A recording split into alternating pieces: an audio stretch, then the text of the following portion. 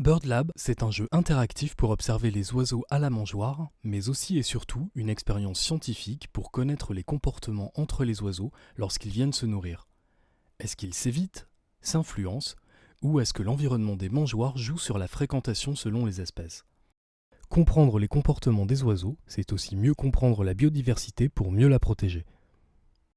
Avant véritablement l'analyse, il va falloir qu'on prenne en main un petit peu le jeu de données qu'on vient de finir de constituer pour voir un petit peu quelles sont les données qu'on a, leur diversité, voir s'il n'y a pas des observations complètement aberrantes.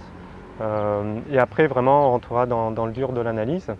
Alors toute l'analyse se base sur l'idée qu'on n'a pas besoin qu'il nous faut plus qu'une observation vraiment pour avoir des résultats fiables et significatifs.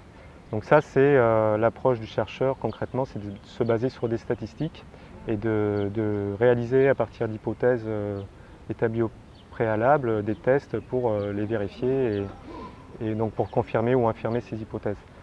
Et pour cela, on va utiliser donc tout l'ensemble du jeu de données, d'observation des oiseaux. Également, on peut imaginer utiliser les données relatives au jardin pour voir s'il existe une relation entre les oiseaux observés et ces données-là. Et après, donc, on essaiera de pouvoir répondre aux questions qu'on s'était fixées initialement à partir de logiciels de statistiques qui vont nous permettre d'y répondre. On a commencé à analyser les données depuis ce mois d'avril. Donc la première des choses qu'on a à faire, c'est essayer de décrire un petit peu toute la participation en termes de jeu dans BirdLab. Il faut savoir où c'est qu'ont été faites les observations, dans quel type de jardin, quel type d'oiseaux on a rencontré, dans quel contexte. Donc ça va être une partie déjà très intéressante parce que voilà, on n'en a aucune idée pour le moment. Et après, dans un deuxième temps, on va rentrer plus dans l'analyse de la façon dont les oiseaux utilisent les mangeoires et quels choix font-ils lorsqu'ils sont dans le jardin.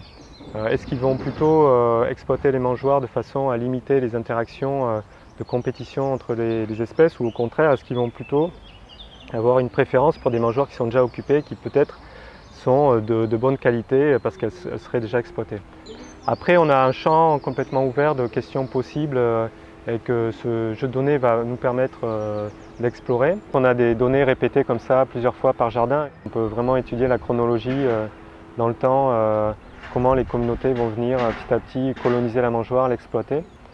Et voir quelles sont les espèces qui pourraient être capables d'exploiter les premières, donc ces ressources, et celles qui vont peut-être suivre ces exploratrices et du coup qui peut-être vont venir aussi bénéficier de la mangeoire. Donc vraiment voir l'association, l'ensemble des espèces ensemble et pas juste des espèces une à une.